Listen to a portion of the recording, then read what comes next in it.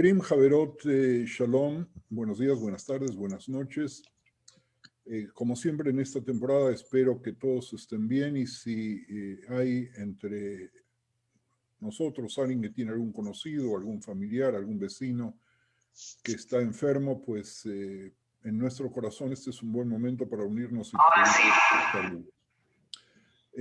Nosotros vamos a trabajar hoy el conflicto entre las hermanas Rachel y Lea, que inició mucho antes del tema de la fertilidad de Rachel.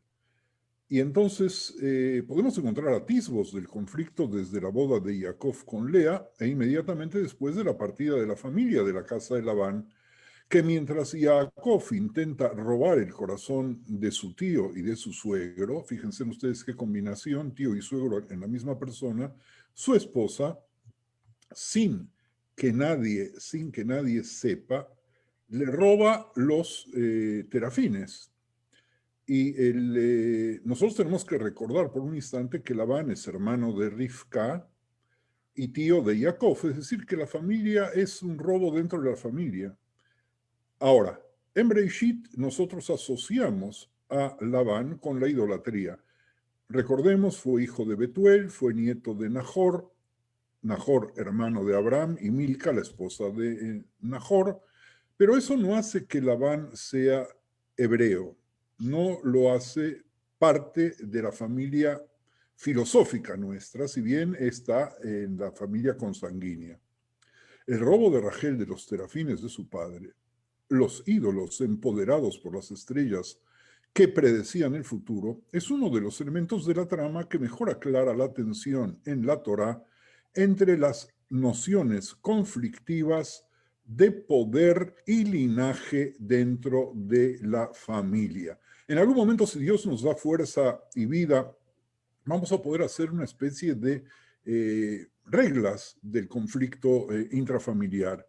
Y aquí apúntense ustedes en vuestras mentes y si pueden anotarlo en un papel, mejor todavía, porque vamos a ir desarrollando la conflictiva entre lo que es el poder y el linaje dentro de la misma familia. Por un lado, el de Labán y su descendencia. Por el otro lado, Jacob. Y por un tercero, y esto es muy importante que lo apunten, muy disimulado, sobre el que casi no se habla, es en la lucha de poder de Rachel dentro del clan familiar y del clan familiar mucho más amplio. El robo de los terafín permite un análisis que vamos a hacer hoy para tratar de averiguar qué hay detrás. Y vamos a darnos cuenta que hay una cantidad de opiniones de los jajamim que hace muy difícil descubrir exactamente qué es lo que hay atrás. Por otro lado, terafim, javerim aparecen más tarde en el libro de Shoftim con un señor llamado Mika, que era, o Mija, que era una especie de Mijayau, una especie de sacerdote, y aparece con Mijal, la hija de Shaul, que oculta a su esposo, el rey David, cuando lo entran a buscar, colocando terafim en su cama. Por lo tanto, de ahí podemos aprender que los terafim eran grandes, o que hay terafim grandes y que hay terafim chicos, y que todavía en la época del rey David había terafines en Israel, sino de dónde Mijal iba a tenerlos. ¿Los tenía porque los pidió prestados a alguna amiga? Pues parece difícil. Es decir, de que el tema de los ídolos y del paganismo no se libera tan fácilmente de nuestra tradición. Si lo puso en la cama como si fuese una persona, pues era grande. En el libro de Shoftim le parecería ser de que eran más pequeños. El Midrash Tanjuma nos dice que era, por favor, apunten esto, algo terrible. Nos dice que era costumbre en aquella época matar al primogénito, salar su cabeza y perfumarla. Y después le ponían una pepita de oro en la zona donde debería estar la lengua, lo colocaban en la casa, encendían velas frente a él y la gente se inclinaba ante él para oírlo adivinar o iba a verlo al primogénito que mataban para hacerle preguntas. Miren ustedes qué parecido y qué reminiscencias trae a lo que Freud hablaba después en Tótem y Tabú sobre la necesidad de matar por lo general al primogénito. Otros dicen que era una especie de herramienta astrológica que estaba hecha de cobre y que enseñaba, por un lado, las horas y marcaba los tiempos. La palabra terafín es explicada en la literatura rabínica clásica con un sentido de cosas vergonzosas o con alusiones despectivas. La Gemara, Javerim, en Brajot 24a, la Gemara en Brajot 24a pone en boca de Rav Sheshet que los terafines representaban el órgano genital femenino y que Rachel los guardó allí donde se sentó sobre ellos. Eran pequeños, por lo tanto, entre 30 y 35 milímetros cúbicos, aunque también se tiene constancia de otros terafines más grandes.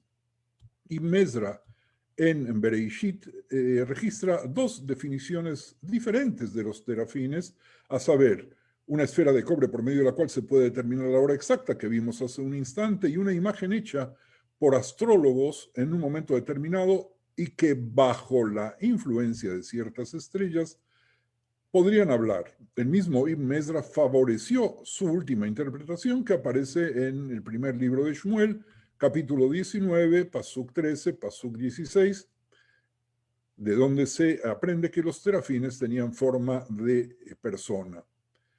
Ramban Nachmanides, también en Bereishit, sin embargo, piensa que mientras los terafines de Labán podrían haber sido ídolos, los de Shmuel, del Sefer Shmuel, no lo eran, puesto que no podía haber ídolos en la casa de David. Él piensa que en general los terafim eran tablas astrológicas, Ramban, por medio de las cuales uno podría aprender eventos futuros. Así también lo dice el Sefer Yashar en Parashat Vayetze, en la edición de Livorno, después de haber repetido la descripción de Pirkei de Rabbi Eliezer, que también habla de los terafines, y declaraba que estaban hechos de oro o plata, con la imagen de un ser humano y en momentos determinados, gracias a la influencia de las estrellas, revelaban el futuro. En resumen, ¿de qué estamos hablando? Estamos hablando de dioses de la fertilidad, por su simbología, dioses astrales, con poderes de adivinación, que eran pequeños o grandes, y que se quedaron con nosotros, los hijos de Israel, durante varias generaciones. Ahora bien, el robo de los terafines que hizo Rachel nos ayuda a descubrir detalles que no se ven a la primera vista en el conflicto intrafamiliar, como el liderazgo de Rachel en lo que sucedía también en la casa de sus padres, en la que trata de influir. ¿Cómo? Si nosotros pensamos, vamos a ver enseguida un cuadro que preparó Ethel y que yo le agradezco que lo haya preparado para ver todas las posibles razones por las cuales Rachel robó los terafines. Es decir, si ella los robó porque quería sacar el servicio pagano de casa de sus padres, es evidente, por lo tanto, de que ella tenía intenciones de liderar lo que sucedía también en la casa de sus padres. Por otro lado, esta acción permite inferir un espíritu de paganismo heredado y no expurgado. Es decir, podemos pensar otra cosa, podemos pensar que en definitiva Rachel se llevó los símbolos paganos porque simpatizaba con ellos. Porque en definitiva, ¿qué le importaban a Rachel los terafines de su padre? ¿Quién es ella para interferir la conducta de su familia que de todas maneras está abandonando? ¿O acaso cree que los serafines tienen algún poder? Poco se ha estudiado del proceso interno de Abraham y de Sará, de Rivka, de Rachel y de Lea, cuando abandonan un medio pagano de sus propios padres y deben depurarse y reeducarse para ingresar al monoteísmo. Nosotros leemos, estudiamos la Torá, leemos la Torá en el Betacneset, pasamos esto rápido, transformaciones que parecerían ser mágicas, pero no es así. Abraham, Sará, Rivka, Rachel, Lea, seres humanos vivían en un medio de Abodá Zará, en un medio pagano, y deben depurarse y reeducarse para ingresar al monoteísmo, cosa que no es nada fácil. La sustracción de los serafines nos permite inferir parte de este proceso que cuando vimos recién la tabla o cuando la veamos si es que se puede poner otra vez, vamos a poder entenderlo. En esta historia, Rachel no actúa bajo las órdenes de su esposo y se rebela contra su padre quizás porque persigue sus propios intereses. Es decir, que Raquel está haciendo su propio partido, no partido en el sentido de partido político, sino partido de fútbol. Eso hizo que Flavio Josefo, el historiador judío del primer siglo de la era común, afirmara que el robo ocurrió porque Rachel quería usar los ídolos para negociar con Labán si fuera necesario lograr su propia libertad, con el temor de que si el padre la llegara a secuestrar, podría exigir un pago y entonces ella podría sacar los terafines y de esa manera negociar la salida. Mientras que nuestro ya amigo, el Midrash de Bereshit Rabá, sostiene que Rachel quería purgar a Labán de su idolatría, es decir, quitarle la idolatría, curando al padre. ¿Para qué? Para recuperarlo a la familia de Jacob. Por si Rachel pensaba que entre Jacob y su padre hubiera una lucha de preeminencia en el clan, que si Labán hubiera ganado, nosotros no estaríamos en estos momentos aquí, después de haber recibido la Torah, porque estaríamos usando los mismos símbolos que eventualmente tenía Labán. Rachel entonces lo que quiere es determinar un límite al poder de preeminencia del padre sobre ella y sobre los hijos que ella va a tener. Ellas no estaba seguro en ese momento que no iba a tener ningún problema para embarazar.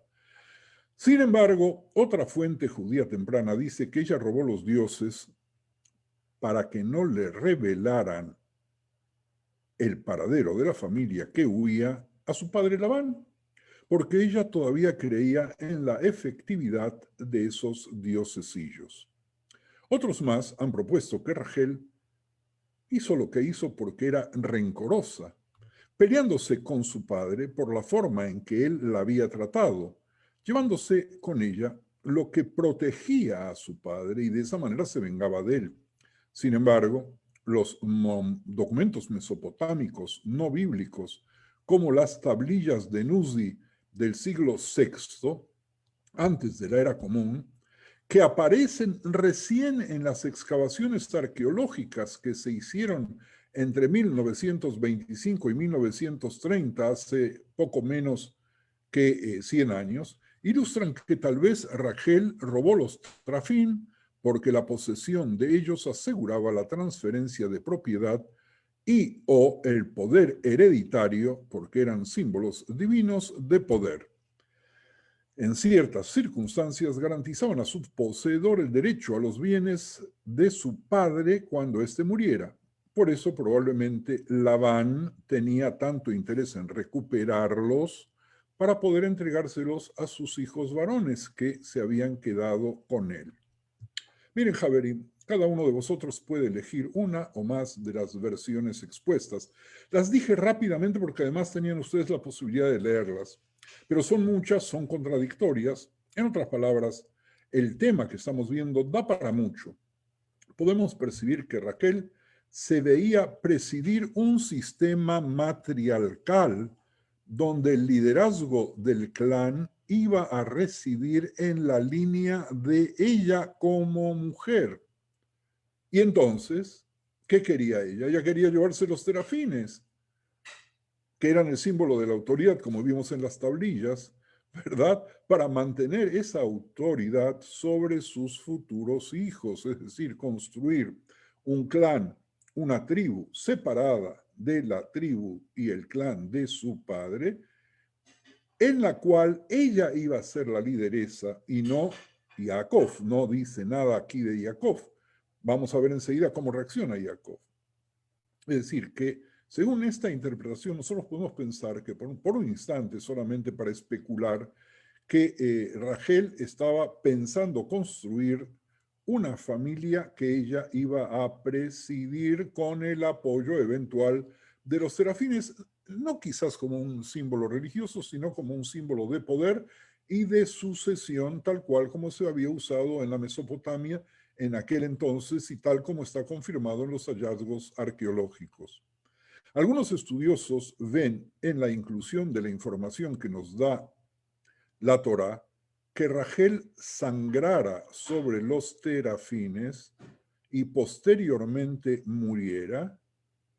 Vamos a ver enseguida, ustedes ya entienden qué es lo que estoy diciendo cuando Rachel sangrara, que no sabemos si sangró o no, por lo menos eso fue lo que pensó su padre, y que después muere. Puede ser un mensaje de la Torá de señalar que algo que había realizado no estaba del todo bien por la maldición de Jacob al ladrón, que inevitablemente nos lleva a pensar en la promesa de uno de los jueces de sacrificar a quien le saldría a recibir después de la batalla. Hago un paréntesis, ¿por qué hice esta comparación sacada de la manga? Porque el judaísmo nos enseña a nosotros a cuidar nuestra lengua, a no hacer promesas en vano, a no establecer castigos en vano, ni premios en vano, porque ello puede llevar a un drama que cuando pronunciamos lo que pronunciamos no somos capaces de ver y de verificar. El robo de Rachel de los trafim de su padre es desconcertante porque la Torá no brinda suficiente contexto y no condena, tampoco elogia el acto del robo. Pero si quisiéramos nosotros jugar a ser jueces, igualmente podríamos buscar un paralelismo distante en su hurto con los robos de su amado Jacob. Habíamos hablado de ciertas historias en espejo, habíamos hablado de ciertos encuadres que se repiten, porque mientras que la Torá proporciona una explicación completa y una justificación para el robo de Jacob, de la primogenitura de Isaf y su huida de Labán, el robo de Rachel nunca se aclara, por lo que ella no lo reivindica, porque si no se aclara no puede salir públicamente a reivindicarlo. El robo de los trafín por parte de Rachel tiene una añoranza de paganismo que podríamos asociar con el disgusto de Jacob por la idolatría y la maldición al ladrón o a la ladrona sin saber que se trataba de su propia amada. Como que Jacob no deseaba que esos ídolos estén en poder de nadie de su grupo. Estaba seguro que nadie iba a animarse a tocarlos porque nadie iba a afectar al padre y porque nadie se iba a contaminar con estos símbolos de culto. Elijan ustedes cualquiera de las variables que hemos visto, de las tantas variables, desde que fuese una calavera de la matanza del primogénito con una joya colocada ahí y velas a su alrededor o cositas pequeñas que tienen que ver con rituales de fertilidad. Jacob no necesitaba ni quería dioses domésticos, como se estilaba en aquel entonces, porque él no había recibido esa educación en la casa de sus padres. No deseaba que nada de ello ingrese a su tienda de campaña, quizás porque pensaba que podrían hacer daño. Esas actitudes hacen eco en aquellos comentaristas del medioevo que interpretan la temprana muerte de Rachel en Efrat como la consecuencia involuntaria, como vimos hace un instante, de la maldición de Jacob sobre quien quiera que se llevó la propiedad de Labán. Esa es una versión de su muerte.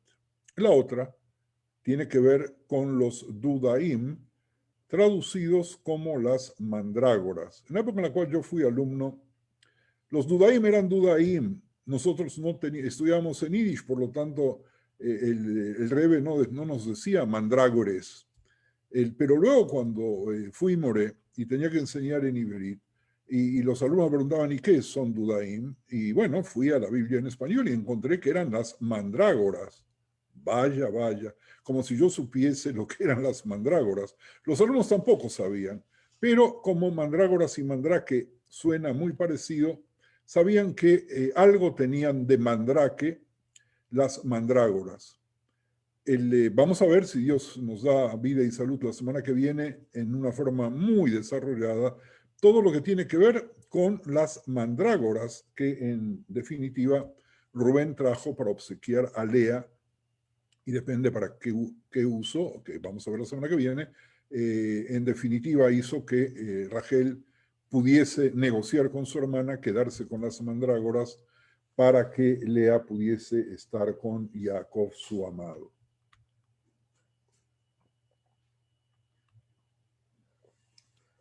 Vaya, vaya, en pocos minutos hemos esbozado por lo menos 8 opciones que les pido traten de internalizar, porque no solo aportan información desconocida e hipótesis de nuevas interpretaciones sobre las personalidades de nuestros héroes, sino, como no podía ser de otra manera, se contradicen entre sí, demostrando qué difícil es el camino de la interpretación cuando dejamos volar libremente nuestras asociaciones y combinamos a los distintos comentaristas en un desorden que lidia con el caos.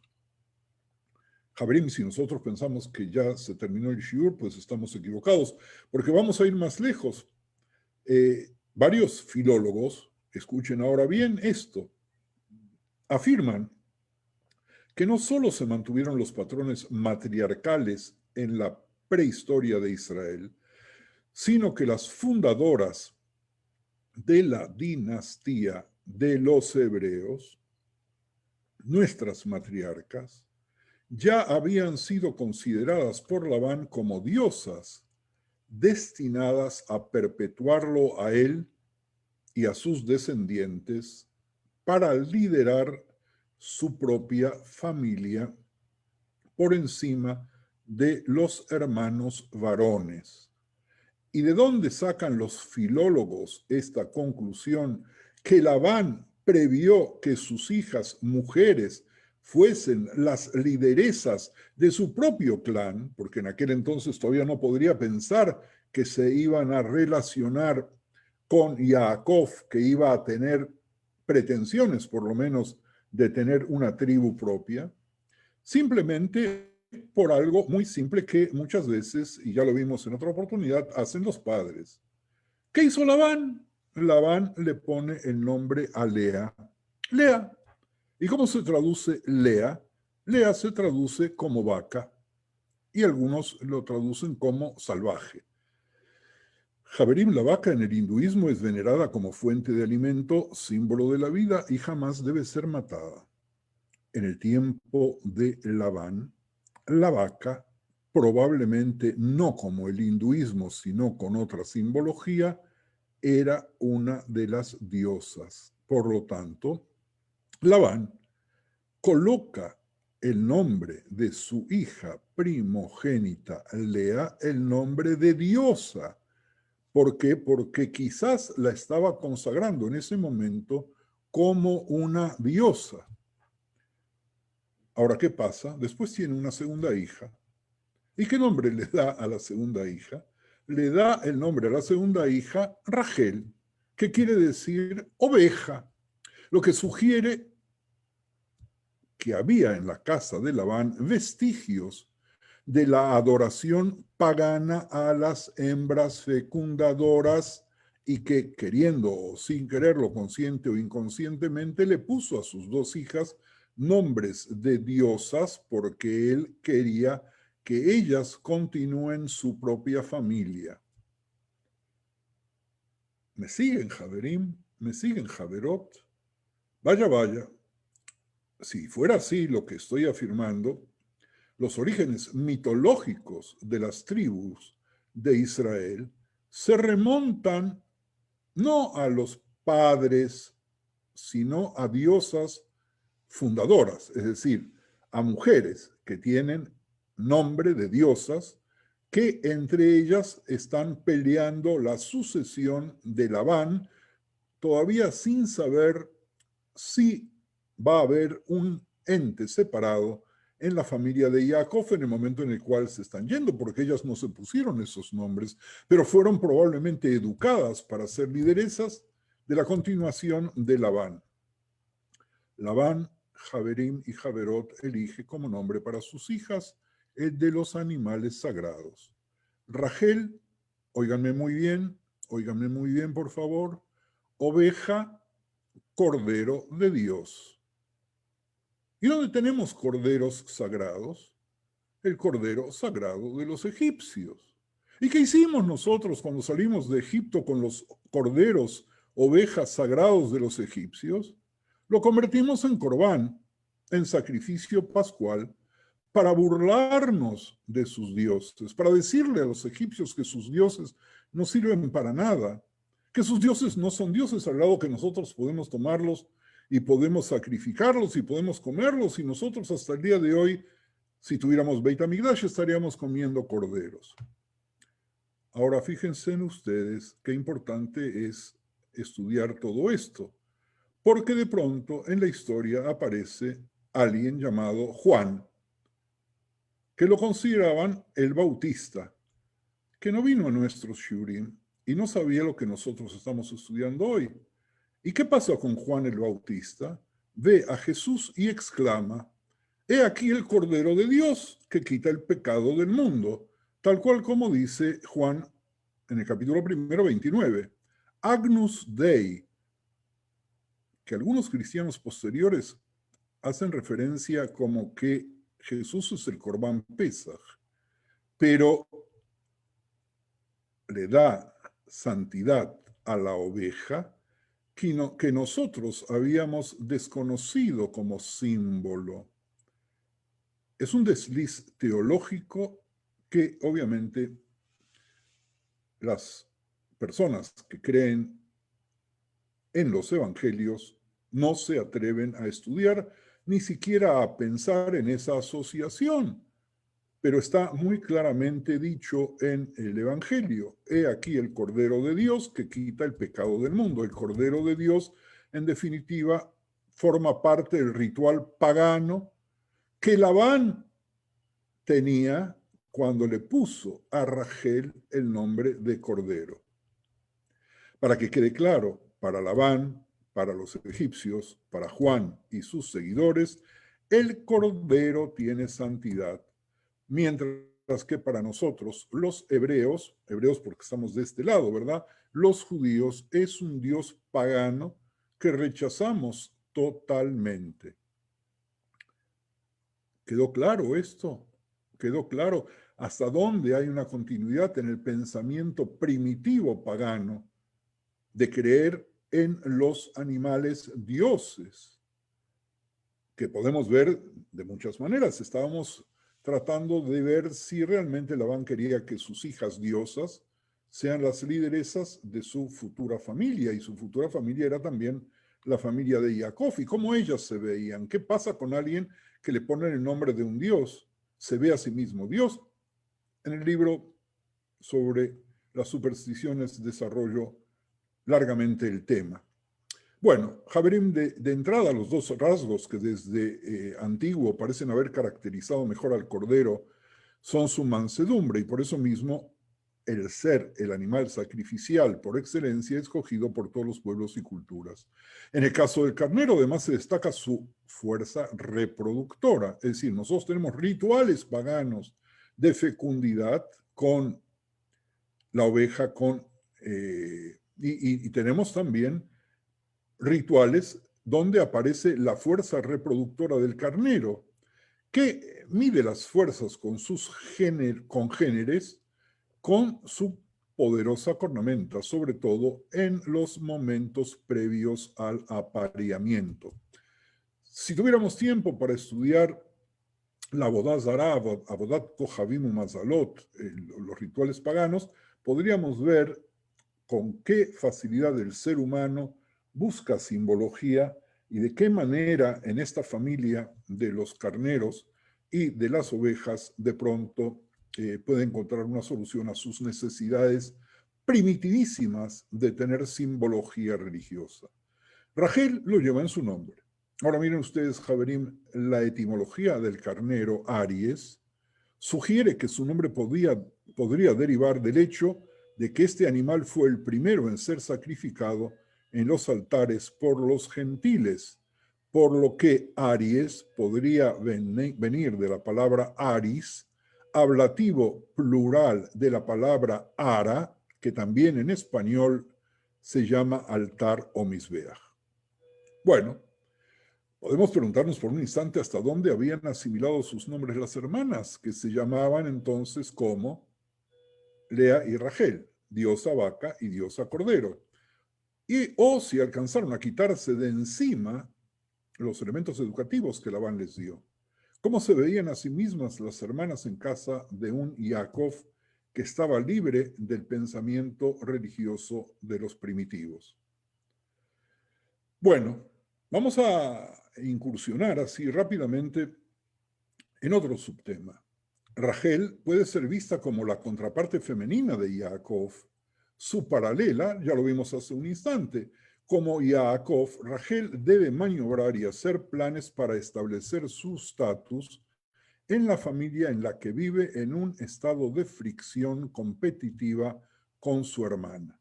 Competitiva con su hermana aún antes de las bodas, porque había que determinar quién iba a ser la lideresa, si la vaca o el cordero.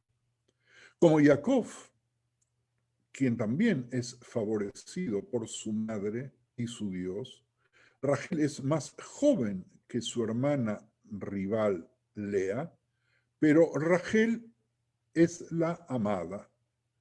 Tanto Jacob como Rachel se ven obligados por las circunstancias a desempeñar el papel de embaucadores, un papel que a menudo asumen quienes se encuentran en posiciones de inferioridad e impotencia.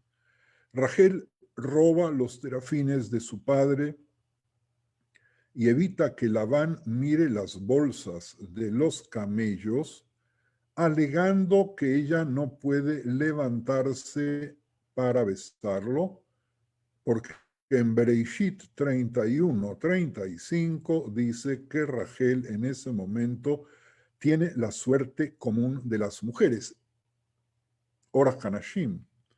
Y no importa si es verdad o no, ella está sentada sobre los serafines. Miren ustedes lo que dice Rav Sheshet en la Gemara de Brajot 24. Vaya uno a imaginarse dónde estaban los serafines. La mayoría de los comentaristas ha visto que la suerte de las mujeres, tal cual como aparece en Bereshit, es una referencia a la menstruación. Pero en cualquier caso, se entiende el horror que Labán siente de tocar a su hija menstruando. Rachel lo sabía perfectamente, por eso lo dijo.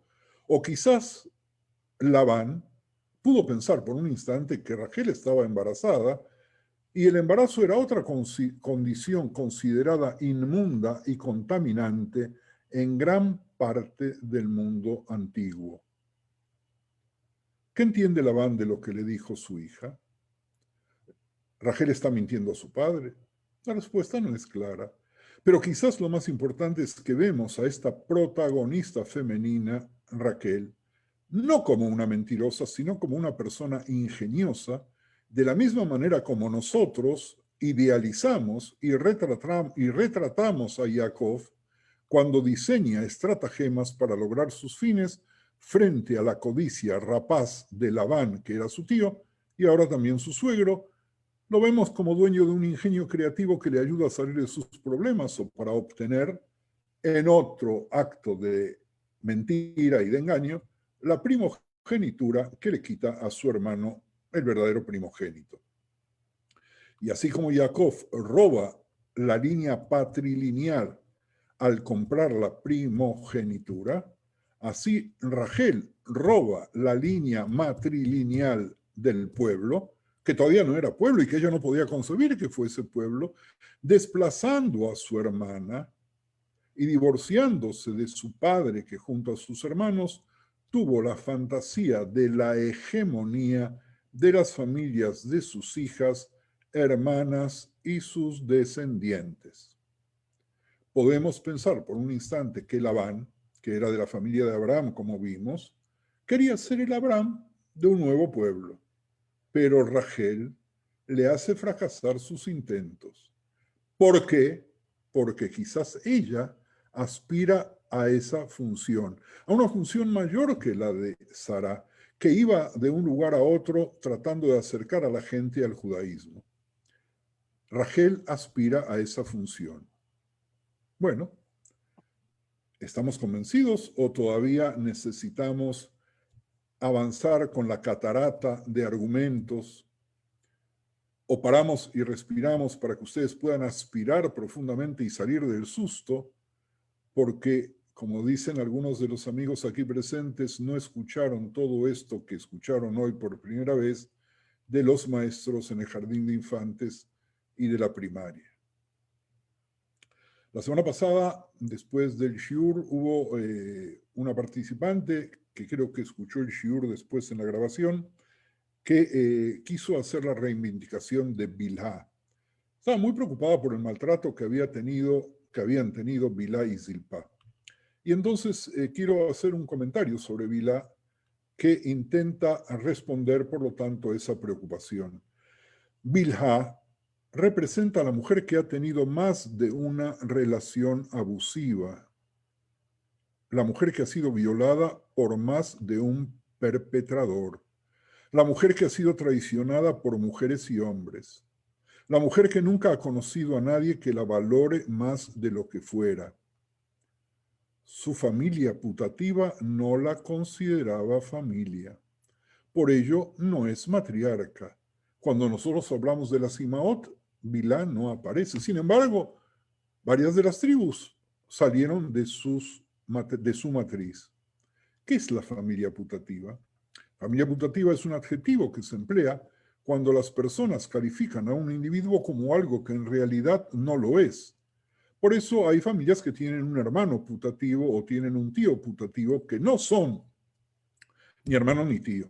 Por ello, muchas personas hacen mención que tienen una familia putativa o familiares putativos como hermanos, primos, tíos, abuelos, padres o madres, pero que en realidad no lo son. Su familia putativa piensa en su cuerpo, en el cuerpo de Bilhá, en parte del todo, pero no en el todo como persona, como mujer. Y la usan o para reproducción o para violación. Acordémonos nosotros que Rubén la violó.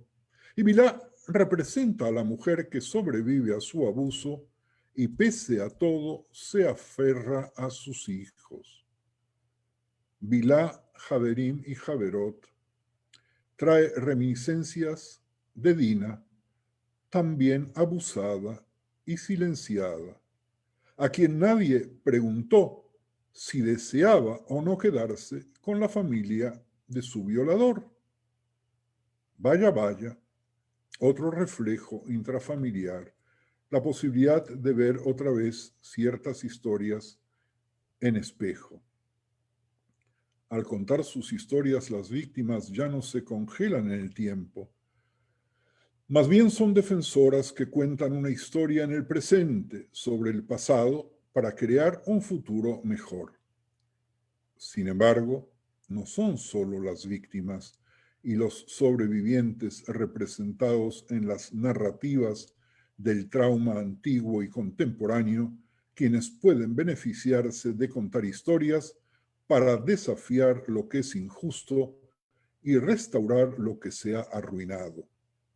También los lectores de otras épocas y lugares, o que leen y estudian la Torá en el presente, pueden ver en estos relatos narrativos de traumas insidiosos el poder de reconocer algo de la verdad de sus propias situaciones y sacar sus propias conclusiones. Quizás por ello la Torá lo expuso con tanto realismo, aunque nosotros no nos animábamos o no nos animamos a enfrentarnos con el texto teniendo en las letras personas, seres humanos, iguales que nosotros, con sus dolores, con sus presiones, con sus actitudes, con su búsqueda de liderato, con su sufrir, con su yacimiento. Dejemos la palabra, perdón. Avasallamiento. Avasallamiento. ¿Qué haría yo sin ti, niña? En el Tanaj tenemos 5 historias, gracias, sobre mujeres estériles que se convierten en madres. La eliminación del estado estéril de las mujeres viene en una variedad de formas, pero Dios siempre está involucrado de alguna manera. Habíamos preguntado la semana pasada si Dios participa o no participa por acción, por inacción o por quedarse de un costado. Las mujeres que son madres estériles en el Tanaj son Sara, nuestra amiga, Rivka, nuestra amiga, Rachel, de la cual estamos hablando, la esposa anónima de Manoach, Manoach, padre de Shimshon, de Sansón, y Haná, esposa de Elcaná. La esposa de Manoach y las historias de Haná aparecen en el libro de Shoftim y en el primer libro de Shmuel, respectivamente. Sorprendentemente, estas historias, aunque tienen varios autores, en los profetas el autor parece ser Shmuel, pero estas historias tienen similitudes que están presentes en todas las otras fuentes que estamos estudiando en el libro de Bereshit. La diferencia es que en el caso de Sara, Rachel y Lea, aparece el tema del embarazo subrogado que no está en Shoftim ni está en Shmuel, donde el nacimiento está subordinado a otra cosa, que es la consagración de los futuros hijos como nazareos desde el nacimiento. Para comprender la conexión de estas historias con las fuentes, es importante examinar los puntos en común. Por ejemplo, en las historias de Yitzhak, Rachel y Haná, hay solicitudes y plegarias hechas por los padres. En las historias de Abraham y la esposa de Manoach, no hay necesidad de hacer solicitudes porque en ambas historias Dios envía una promesa a los padres de que tendrían un hijo. Las similitudes no se refieren solo a los aspectos de los acuerdos que rodean al nacimiento del niño. También hay elementos de situaciones de vida de los padres que son similares entre algunas de las historias de las madres estériles. Un ejemplo de esto incluye la presencia del rival, concepto de esposa, en las historias de Haná y de Rachel. Los maridos de estas mujeres tienen otras esposas que tienen hijos, mientras Rachel y Haná permanecen estériles. Ambas mujeres se encargan de hacer solicitudes por niños, pero hacen sus solicitudes de manera diferente. Otro elemento que aparece en estas historias y que tiene complicaciones similares dentro de la estructura familiar es aquella en la que la esposa entrega su sirvienta a su esposo para que ella pueda tener hijos a través de su criada, como es el caso de Agar y como es el caso de Bilhá y Zilpa. Las historias que incluyen este elemento son las de Abraham y Sara, y Jacob y sus dos esposas, Rachel y Lea. Similarmente, el tema problemático aparece cuando la esposa favorecida es estéril y la esposa menos favorecida es fértil, como en la historia de Rachel y Jacob, en la que Lea, la hermana de Rachel, es fértil y no favorecida por Jacob, y en la historia de Haná y Elcaná, en la que Elcaná favorece a Haná sobre su otra esposa Pnina. Es importante tener en cuenta todas estas similitudes porque destacan la interconexión de estas historias y llaman la atención sobre el hecho de que las historias se pueden analizar como un todo en lugar de analizarse en forma separada como si fueran compartimentos estancos totalmente. En la historia de Manoach y su esposa, la forma en que reciben la promesa de un niño recuerda a la recepción de la promesa de Abraham y Sara. Manoach de Zorá era el padre de Shimshon de la tribu de Dan. El ángel se le apareció para anunciarle que su mujer le daría a luz un hijo, Shimshon, que sería Nezireo, consagrado, y le dio las instrucciones que debían seguir tanto Manoach como su mujer y el hijo. Eso todo aparece en el libro de Shoftim 3. Estoy viendo el reloj y como siempre, pese a la velocidad que imprimí a tratar de presentar, y les pido disculpas por haber hablado tan rápido que hace difícil que puedan seguir tanto material tan espeso, esperaba poder avanzar un poco más. Voy a terminar una o dos ideas para que podamos hablar todos sobre estos temas que fueron muchos y muy complicados. Ambas escenas incluyen un mensajero que se acerca a un padre para informarle de la paternidad inminente. Por el contrario, en 3 de las historias, los padres hacen pedido para sus hijos. El primer padre que pide un hijo es Yitzhak. Hace su petición a Dios en nombre de su esposa estéril, Rivka. Asimismo, en la última de las historias de madres estériles, Haná solicita ella misma, pidiendo a Dios que elimine su esterilidad. Otra historia que incluye una solicitud es la de Jacob y Rachel. Esa historia combina un elemento de ambas historias. Cuando Isaac le pide a su hijo a Dios, simplemente le pide a Dios un hijo para su esposa estéril y Dios le concede su pedido. Haná pide a su hijo a Dios en nombre propio y sigue su solicitud con una promesa de responsabilidades que puede cumplir en respuesta a que Dios le conceda su pedido. Diferente a Haná, la esposa de Manoaj, se da a sí misma las responsabilidades cuando solicita a su hijo en lugar de que un mensajero le diga qué es lo que tendrá que hacer. La solicitud de Rachel recuerda a Isaac y Haná, pero hay una gran diferencia. Rachel le pide a su esposo y no a Dios. Se recordarán la respuesta terrible de Jacob. Como Haná, la mujer estéril, está haciendo la solicitud por su cuenta y favor, sin embargo, le pide a un ser humano que le dé un hijo. Y aquí tenemos otra vez una vuelta de tuerca sobre lo que habíamos hablado de la participación de Dios en la reproducción.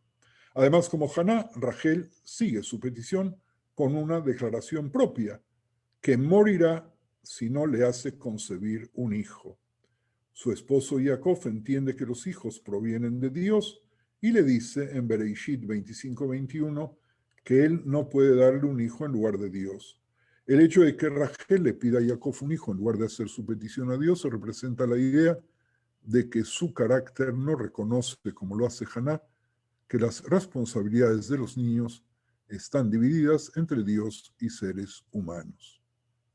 A lo largo de Bereishit vimos hay un énfasis persistente en el papel de Dios como dador de vida. Vimos varios temas, no voy a hacer la síntesis para no robar el tiempo escaso que nos queda, así que te pido, si eres tan gentil, de permitir que los Javerim y Javerot puedan preguntar, aportar, discutir o pedir aclaraciones sobre estos temas o aclararlos propiamente. Sí, si hay alguien que quiera hacer uso de la palabra, que haga señas.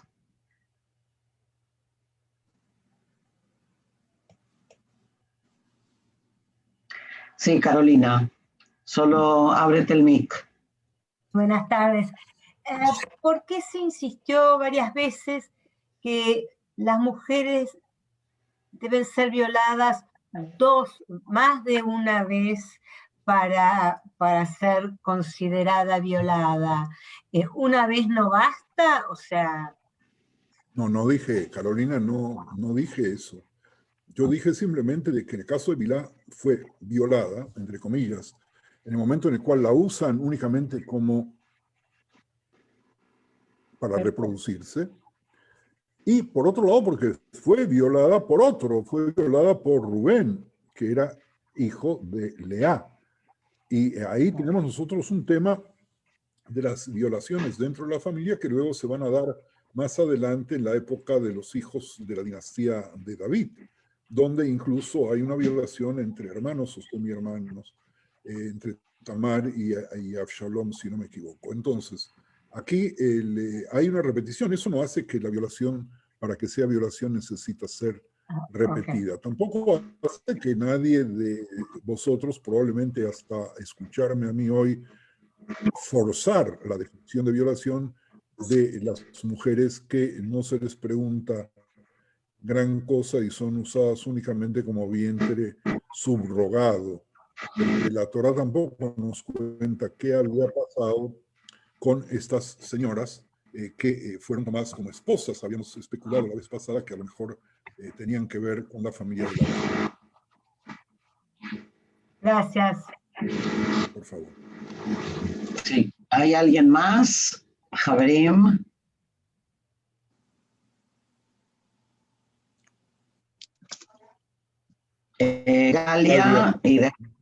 Galia y después yo también quiero preguntar algo y alguien más. Minuto. Espera un minuto. Un segundo, Galia. Hola. Sí. No, Jorge, un segundo. Sí, tiene la palabra Galia, por favor. Una pregunta. Cuando usted, Rab, hizo alusión a Juan el Bautista, que él anuncia el Cordero de Dios, yo digo, ya en los tiempos de Juan el Bautista, ya había sectas que seguían dentro del judaísmo, porque Juan el Bautista era un judío, entiendo yo, que seguían aferrándose a estas simbologías primitivas que hoy trajimos desde Rachel, ¿no? Esta idea de Rachel oveja, cordero de Dios, como que se seguían esta idea creyendo en esta imagen, animales dioses, Galia, esta idea que nos va a través de Adán, ¿no? Pregunto. Galia, trasladémonos por un instante a la India y vamos a ver que hoy todavía la santidad de las vacas es tan respetada de que no se pueden matar y que se convirtieron en un problema vital. El ser humano es un ser que le gusta creer en cosas sumamente primitivas.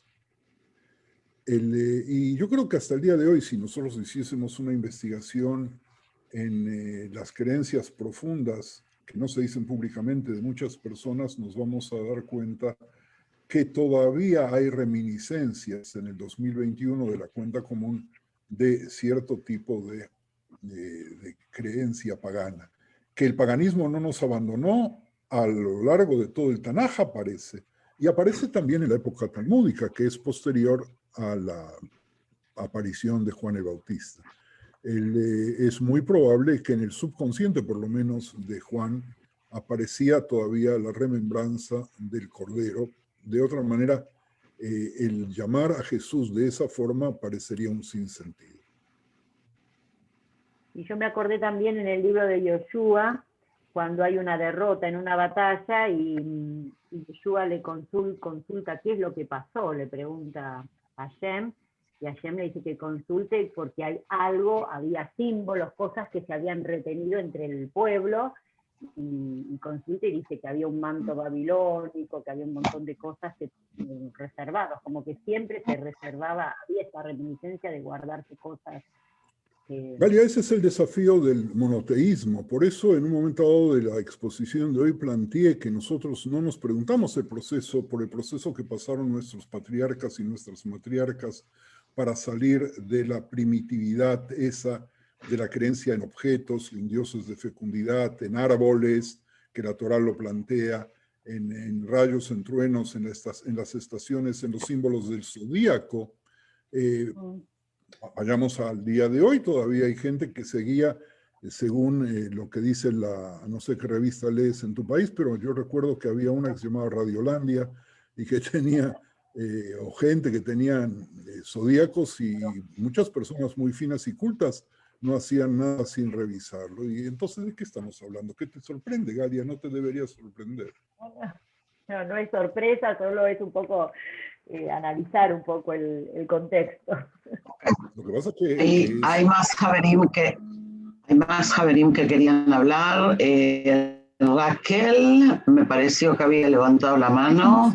Yo también quisiera, si se puede. No, ok, Libe. Un segundo, Rosa. Libe, Rosa, adelante. Primero Libe, después Rosa.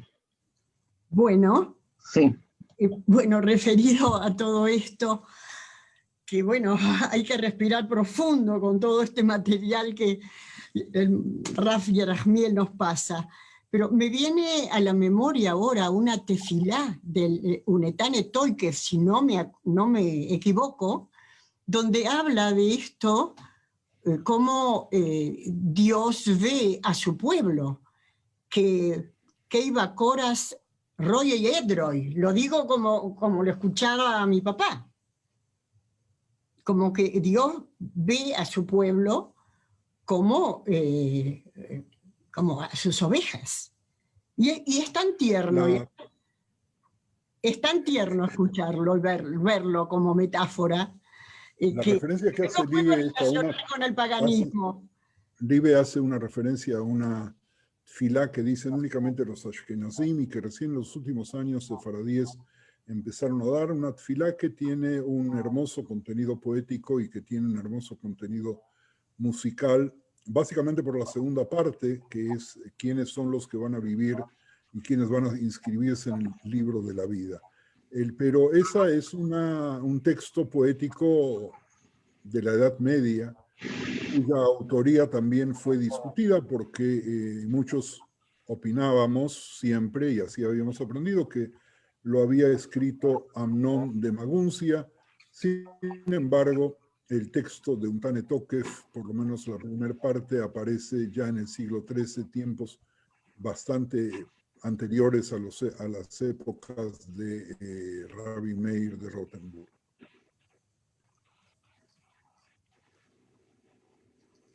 Sí, Es decir, es una poesía, Rosa, por favor. Hermosa poesía religiosa. Me imagino que es sumamente difícil el monoteísmo. Es una cosa que cuesta mucho trabajo hasta hoy en día para muchísima gente. Yo recuerdo haber visto una serie en Netflix que se trata del suceso de Dina, lo que le pasó, pero se ve ahí cómo viven las mujeres en los tiempos de Jacob, en una tienda donde es la tienda de ellas, donde viven Lea, Rachel y las otras dos, Milpa y no me acuerdo cómo se llama la otra, la tienda de las mujeres. ¿Y qué tienen ahí? Tienen escondidos ídolos, escondidísimos para que Jacob no se entere. O sea, engañan a Jacob, pero ellas son paganas. Pero claro, Jacob no lo sabe. Eso es una. Otra cosa, en cuanto a Rachel que le pide a Jacob que le dé hijos, seguramente ella es realista. Y dice, si el hombre tiene libre albedrío, el que me va a dar hijos es Jacob, no Dios. Eso es todo. Sobre la forma de llamar a los amores y el uso de gualichos y de drogas y de jugos y de objetos, una de las razones por las cuales el rey Salomón fue castigado fue casualmente porque cada una de las mujeres traía sus propios diosecillos que utilizaba como talismanes para atraer al rey a que yazca con ellas, porque seguramente cada vez que aparecía en esa tienda de esa señorita de las 1000 que tenía, pues dejaba algún regalo. El hecho de usar símbolos y de recurrir a magos y magas para recurrir y obtener novio y amores, todavía hasta el día de hoy, si no, los que vivimos en Israel sabemos muy bien de los viajes fuera de época de pandemia, a lo mejor también en época de pandemia a ciertas personas que se les va a rogar que ellos embaracen a las mujeres o que le consigan esposo. Así que todo lo que tenga que ver con el amor, Rosa, parece que siempre fue válido, particularmente de parte de las mujeres, pero supongo que muchos hombres también en la búsqueda del amor están dispuestos a llegar a cualquier tipo de deidad. No nos debe sorprender que en la época bíblica fuese así, si nosotros que nos creemos tan superiores y tan avanzados estamos haciendo lo mismo. Sí, yo quería, si puedo. Venga, venga. Venga.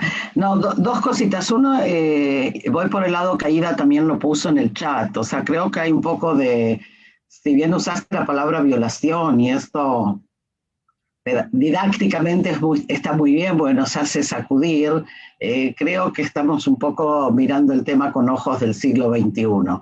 O sea, cuando Rubén va a la carpa de Bilá, yo no sé si eso es una violación. O sea, la función de la sirvienta en ese periodo es un rol que está bastante bien especificado. No tenemos la menor idea de qué es lo que pasó ahí. El texto tampoco habla de violación, a diferencia del caso de Diná, en el que sí se habla por lo menos de un ultraje, de una situación violenta, de un rapto. creo que tenemos que tener un poquito, por lo menos desde mi perspectiva, un poquito de cuidado. También el uso de la sirvienta como agar o como bilá, como vientre subrogado. Sí, hay un uso, es verdad. Hay utilización de la mujer como un medio, pero creo que lo estaríamos sacando de contexto si lo miramos con los ojos del siglo XXI, y creo que es importante. También por eso lo que pasa en la serie de Netflix, que me parece que estuvo muy bien, yo no la vi, Una tienda roja me parece que se llamaba o algo así, que también es la imaginación del productor acerca de lo que piensa que pasaba, ¿no?, en ese periodo. Por eso tenemos que tener a veces un poco de cuidado. A mí me interesó, no sé si vas a rastrear más por ese lado, esto de cuál es el proceso que viven nuestros patriarcas al pasar del paganismo al monoteísmo. Nosotros lo decimos muy fácil, lo decimos en una frase, decimos, Abraham hizo la revolución monoteísta. Sin embargo, todos sabemos que los Nevi'im están permanentemente peleando contra el paganismo, o sea, sigue durante siglos. No sería a lo mejor interesante si vas a poder retomar ese punto de qué es lo que pasó de verdad ahí, ¿no? El primer punto que quiero retomar es tu afirmación en cuanto al rol de las sirvientas, cuando en el siglo XX todavía en muchas casas la iniciación de los jovenzuelos era inducida por las madres y por los padres con la muchacha de provincia que trabajaba en la casa. Y los que estamos aquí, a lo mejor escuchamos eso, o lo vimos, o nos enteramos, o nos contaron, pero la persona débil es muy fácil de abusar. Por lo tanto, no hay que mirarlo con otros ojos. Es obvio, Ethel, y yo acepto que exagero en el lenguaje porque es la mejor manera de concentrar la atención de mis amigos que están aquí, dándoles un shock, pero por ese lado. Por otro lado, en cuanto a los procesos internos de las personas que tienen que ver con amores y que tienen que ver también con dejar una conducta, dejar un grupo social, dejar una disciplina. Señores, la Avodah, el culto pagano, es mucho más divertido que el monoteísmo. Es sumamente divertido tener diosesillos de ese tipo, dioses de fecundidad, ponerles flores, ponerles velas, leer el zodíaco. Todo eso es mucho más divertido que encontrarse con un dios invisible que está en todos lados y que no está en ninguno, que es todopoderoso, que tenemos que hablarle y pedirle esperando la respuesta, que siempre nos la da, pero nosotros no siempre escuchamos. El proceso es un proceso nada simple y que probablemente duraba más que una generación. El mismo Abraham por aquí o por allí tiene algunos resabios de paganismo, y yo alguna vez les he dicho, y algunos de ustedes se enojaron conmigo, cuando recordamos que Abraham plantó un árbol, un eshel, en Beersheba. Y yo les había dicho en su oportunidad, como una de las hipótesis terribles que tienen que ver con la atadura de Isaac, con la Akeida, el hecho de que Abraham Avinu haya colocado un árbol que nuestros jajamim se encargan de disolver, convirtiéndolo en un hotel, el Eshel de Cuernavaca para los mexicanos aquí presentes, etc. Pero es evidente de que Abraham no tenía ninguna necesidad de poner un árbol allí al lado del Mizbeach, al lado del altar. Por lo tanto, limpiarse totalmente de los resabios del paganismo es casi imposible. Aquí Pedro escribe que la Avodah Zará continúa hoy en día casi con la misma energía de 3000 años atrás, y Pedro, vamos a disentir, yo creo que hoy tiene más fuerza todavía porque lo tenemos distribuido en muchas maneras, lo dejamos entrar en nuestras casas, etcétera, etcétera. Los esclavos, dice Shmuel, eran una propiedad que podían utilizar lo mismo que sus animales u otros utensilios, sí, cierto. El hecho de que Shmuel tú uses el término usar no hace más que confirmar lo que había dicho hace un rato sobre el uso de las personas del servicio doméstico, que supongo que ahora ya no, pero que hasta hace poco por lo menos me consta que sucedía en con algunos jóvenes.